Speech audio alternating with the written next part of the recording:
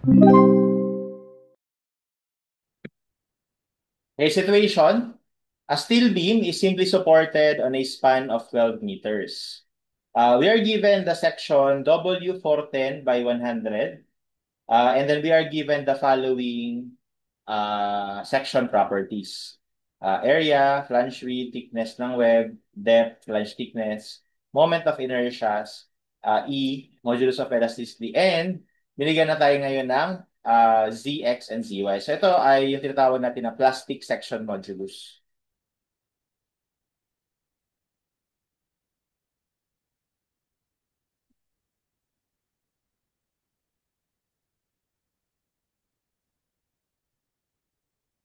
Okay, yung ginagamit natin before, yung Sx, Sy, yun ay elastic section modulus. At yung elastic section modulus na solve natin from I and yung C. Pero yung plastic section modulus, nakukuha yan by taking moment of area, no? Nung above and below ng section about its neutral axis. Okay? So, ito ay moment of area above and below nung section about its neutral axis. Alright? But anyway, given na naman, so gamitin na lang natin. Tapos ang Fy, 345 megapascal. And then sabi dito, loads causing bending about the major axis are as follows. So, yung dead load, including the beam weight na to, take note, so 12 kilonewton per meter, and the live load at the midspan, P. So, may P na binigay. So, actually, yung P yung pinapasolve dyan. So, simply supported lang daw yung steel beam. So, dahil ang bending natin is about the major axis, so ganito ang orientation natin. Ito yung beam natin. Tapos ito yung flange sa ibabaw. Yung flange sa ilalim. So, yung beam section natin, nakaayos ng ganito. Ayan. Okay, so may mga loads. No? So, meron tayong uniform dead load.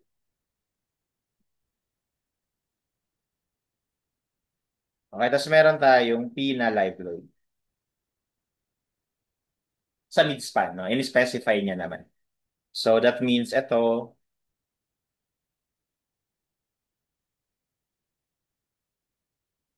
6 meters. Okay? Okay, if you look at the problem number 1, determine load P based on the design flexural strength of the beam MU. So, given the resistance factor for flexure, 0.9, and then the factored load combination. So, ibig sabihin nito guys, ang pinapagamit na dito ay LRFP. Okay? So, ibig sabihin, dapat yung design strength natin ay i-compare natin dun sa ultimate moment, actual moment in the beam, no? So, ibig sabihin, gagamitan natin ito ng mga load factor. So, ang design criteria kasi kapag LRFP, okay? So, dapat yung MU, yung moment due to the loads, ay dapat hindi lalagpas sa design strength. At ang design strength is VMN. Okay? Tapos, itong MN na to, no? Itong MN na to, kapag LRFD, depende yan sa, actually mahabang process to kung tutuusin. Kasi ang una natin gagawin siya, aalamin natin kung compact ba yung section, non-compact ba, or slender. Tapos kapag nalaman mo na compact, merong set of limit states, merong mga set of provision na kailangan mong sundin. Kapag nalaman mo na non-compact, no, so kailangan mo i-identify alin yung non-compact, yung flange ba, yung web ba, or both, no? And then, kapag slender naman, ganun din. Alin ang slender, yung web ba, or yung flange, or yung both? Kapag ganun kasi, marami siyang iba't ibang provisions na kailangan sundin. So kapag ganun sa board exam, sigurado naman ako na ibibigay ni examiner yung provision. Okay? Kaya lang, ang pinaka-basic na limit state, no? Ang pinaka-basic na limit state na isa dun sa mga binanggit ko is that yung nominal moment will be based on the plastic moment. Okay? It will be based on the plastic moment. So ano ba ang plastic moment? Plastic moment, guys, it is calculated as Fy times Z. So dahil ang bending natin is about the x-axis, we will be using Zx. Okay? So yun yung magiging nominal moment natin. Pero actually in general, meron pa tayong isang common na ginagamit is yung nominal moment based on lateral torsional buckling. Na kung saan, kung na-encounter nyo na before sa steel design ninyo, i-compare mo yung unbraced length, no, LB, dun sa LR saka sa LP. So kapag less than LR, no, merong set na formula. Kapag greater than or in between yung LR and LP, meron din ng mga formula and so on. So in this case, dahil ito ay for board exam, no, na questioning. So, kapag wala namang binigay na mga ganun, ibig sabihin, hindi mo na i-consider. Kumbaga parang ganun, no? Kasi it is impossible for us to really know exactly kung ano yung gagamitin kung hindi naman kompleto yung mga details na sinabi. So dito, ang pinapagamit lang talaga dito is yung plastic moment or yung limit state na tinatawag na yielding. So ito ay yielding na limit state. Okay? With that, di simple lang ito. So yung nominal moment natin is Fy 345 times Zx. So yung Zx natin is 2.13 times 10 to the 6. Okay, check lang natin yung units. Ito ay megapascal, which is Newton per mm squared. Ito ay mm cube. So cancel, cancel. So magiging Newton mm yung sagot natin. So para maging kilonewton ito, i-divide lang natin yan ng 1 million. So that's 345 times 2.13 million. Let's divide natin. So that's 734.85 kilonewton meter. Okay? So therefore, yung MU natin dapat hindi lalagpas sa, yung phi natin ay 0.9, yung MN natin ay 734.85.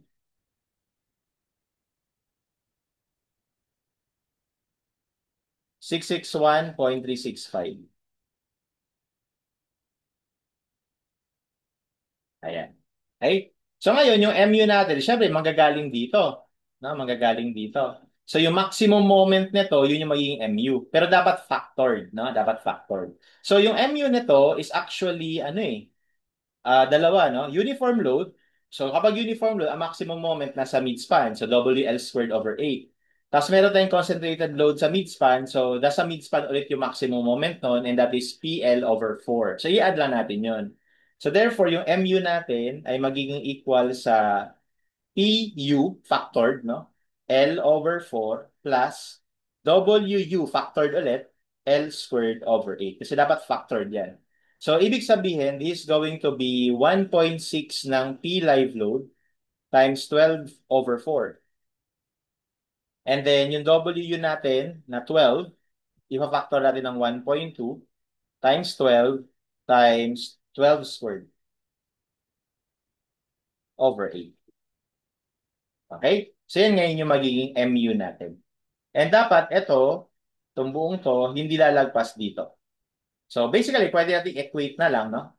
So 1.6 P live load times 12 over 4 plus 1.2 times 12 times 12 squared over 8 should not exceed 661.365. So from there, we can solve for the live load. Live load should not exceed.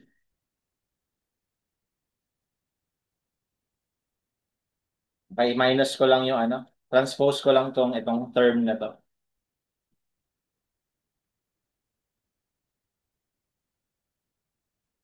Ayan. So, tapos times 4 divided by 12 divided by 1.6. Okay, so for this one, our P would be 83.78 kilonewtons.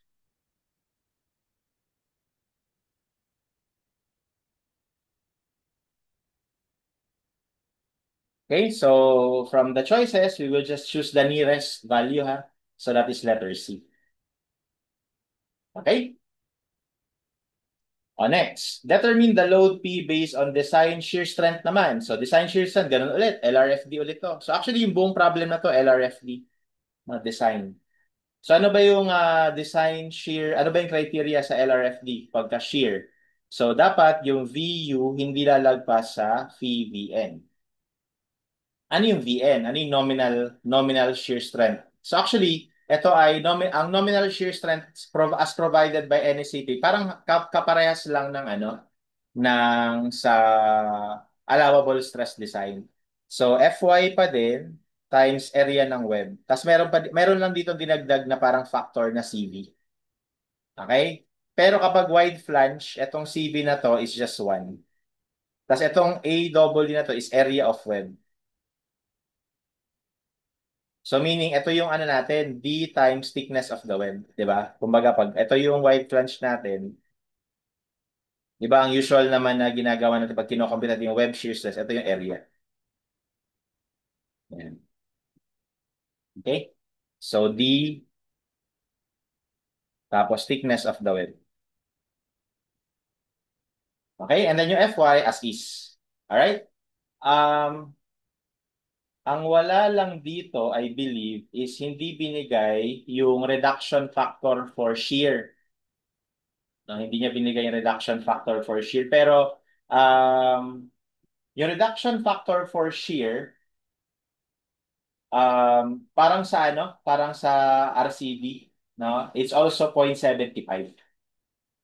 Okay? So it's also 0.75. Kaya kailangan alam natin 'yon, no? Kasi dito sa problem na to, hindi niya naman binigay. Okay? So let me just double check, ano?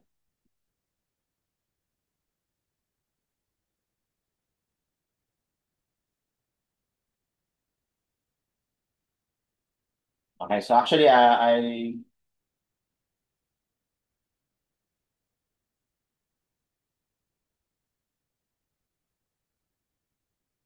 actually, yung fee pala sa shear, hindi pala parang guys, hindi pala parang RCB, sorry. I made a mistake. So, yung fee kapag um, shear sa LRFD is actually 1 lang. Okay, so 1 lang din. Yung reduction factor for shear. Okay, kaya ito 1 lang ito. Okay? So, in addition, no, in addition, even sa allowable stress design, hindi naman talaga to purely FY, 'di ba? Yung actually allowable stress ito at yung allowable stress na yan, kahit sa from ASD, it's actually 0.6 of FY. Okay? Kaya ito yung allowable stress natin.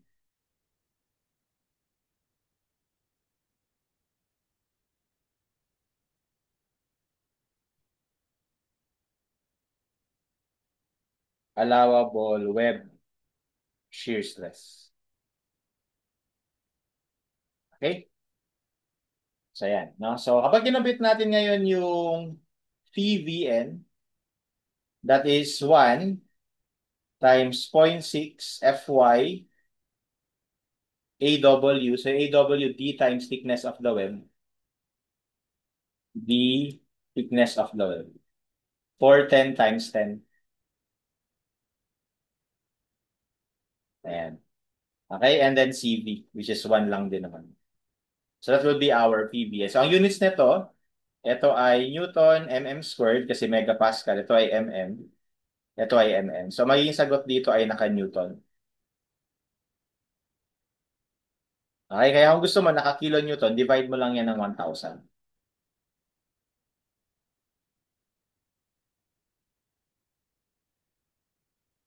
So, 848.7.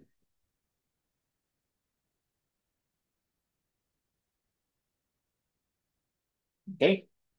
So, ngayon, ano yung VU? Kasi go-compare na sila, iba. Yung VU naman is yung maximum shear ng beam. Eh, di ba ang maximum shear ng beam dito mangyayari?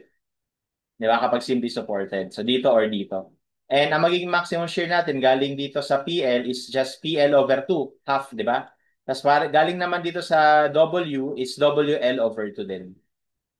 Okay? So, yung VU natin is PLL. Pero dapat naka-factor kasi dapat VU yan. No? So, over 2 plus 1.2 ng W dead load L over 2. Okay? So, pag sinabshoot natin yung values, you have 1.6 P live load over 2 plus 1.2 times 12 times 12 over 2. Okay, so now let's equate. So bali yung 1.6 P live load over 2 plus 1.2 times 12 over 2 should not exceed yung VVN, which is 848.7. So therefore, the P live load should not exceed,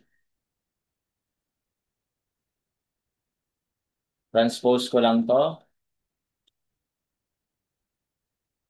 and then cross multiply 2 divided by 1.6. So the value here is 952.88. So double check ko lang. 848.7 transpose.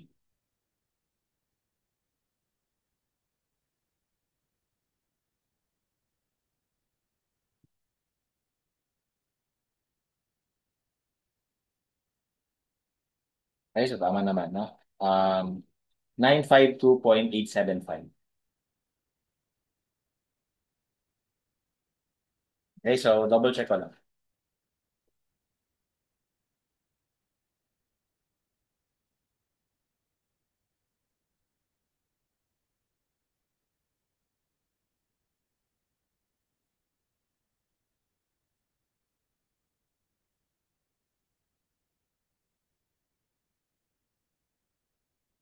Okay, so yun talaga, no?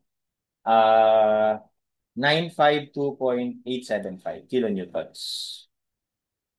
Okay, so this should be the answer.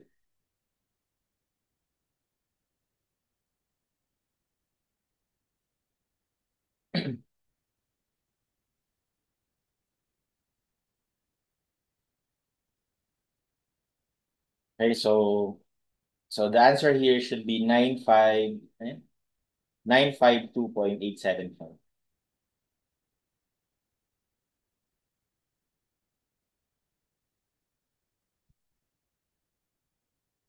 Okay, so for number 2.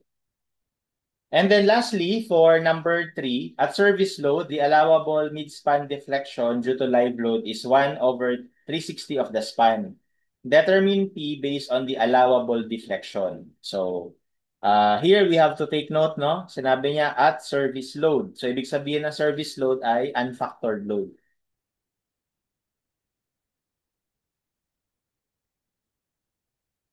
Okay? That should be unfactored.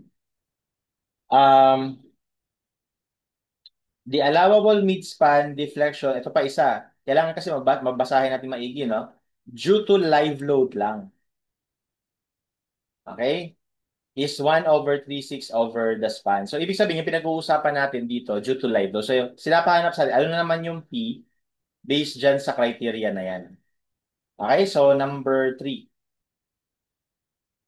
Number 3. So, yung mid-span deflection should not exceed, or yung maximum deflection na lang, maximum deflection should not exceed the allowable na L over 360.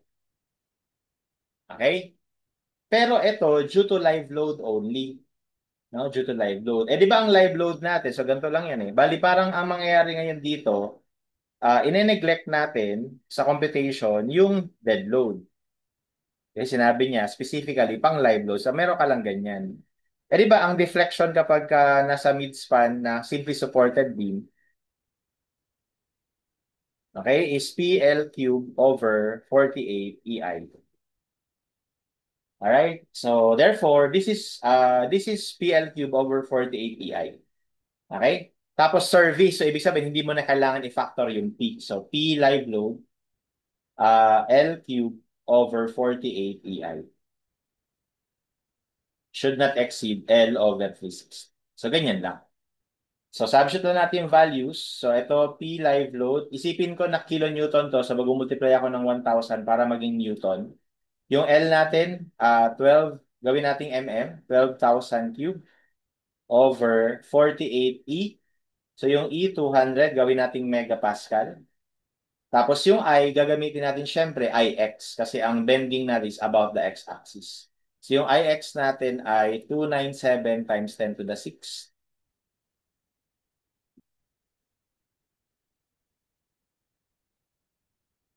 Okay, should not exceed 12,000 over 360. Okay, and from there, we can solve for the P-live load. No? Or yung P-live load, dapat hindi lumagpas sa so 12,000, cross multiply 48, cross multiply 200,000, cross multiply 297 times 10 to the 6. Tapos, cross divide yung 1,000 at saka yung 12,000 cube. Okay? And that gives us 55. No? 55 kilonewtons.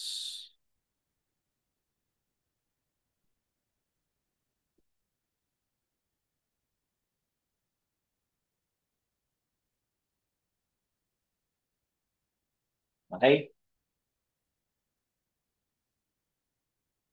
Okay, so actually sa choices wala yan dahil nagkaroon ako ng typo error dito sa given na ix. So ang typo error ko dito is dapat yung given na ix 397.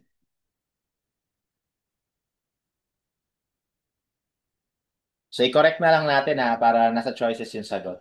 So kung 397 to, magbabago yung sagot. No? 397.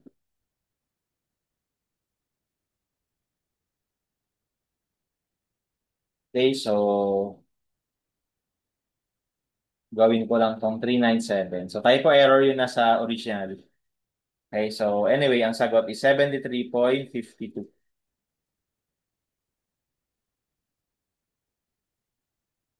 Ayan. Okay, kaya yun yung nasa choices. 73.5. Alright?